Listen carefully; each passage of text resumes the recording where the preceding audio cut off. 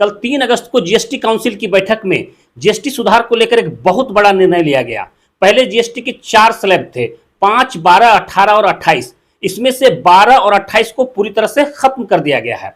Slab 12 में जितने भी प्रोडक्ट थे उसके 99% प्रोडक्ट को स्लैब 5 में ले आया गया है, और उसी प्रकार 28 में जितने प्रोडक्ट थे उसके 90% प्रोडक्ट को 18 में ले आया गया है। ऐसे तो कई चीजें सस्ती हुई है, लेकिन जो इंपॉर्टेंट है, जो बहुत जरूरी है, मैं उसके बारे में चर्चा करूंगा।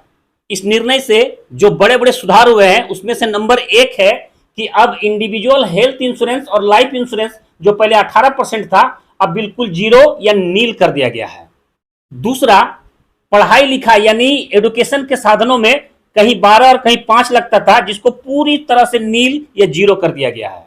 तीसरा, कृषि के क्षेत्र में जो पहले ट्रैक्टर के टायर इत्यादि में 18% था, 5 कर दिया गया है, और ट्रैक्टर में जो 12 था उसे 5 कर दिया गया है, और बाकी कृषि संबंधित जितने भी प्रोडक्ट थे सबको 12 से हटाकर 5 में ले आया गया है। चौथा बात करते हैं हम ऑटोमोबाइल यानी गाड़ियों के लेकर। डीजल गाड़ी यदि 1200 सीसी तक है तो 28 न लगकर अब 18 लगेगा, यानी 10% की कमी। और सेम पेट्रोल अगर वो 1500 सीसी तक है तो उसमें भी 28 न लगकर अब 18% लगेंगे, यानी 10% कम हुआ। मोटरसाइकिल भी अगर 350 सीसी तक है तो वहां 28 को खत्म करके उसे 18 में ले आया गया है, जिससे इस तरह की गाड़ियों की कीमत अब 10% तक कम हो जाएगी। यानी जो गाड़ी आप 10 लाख में खरीदते थे अब वो 9 लाख में मिलेगी। अगर कोई बाइक आप 1 लाख में खरीदते थे तब वो 90,000 में मिलेगी।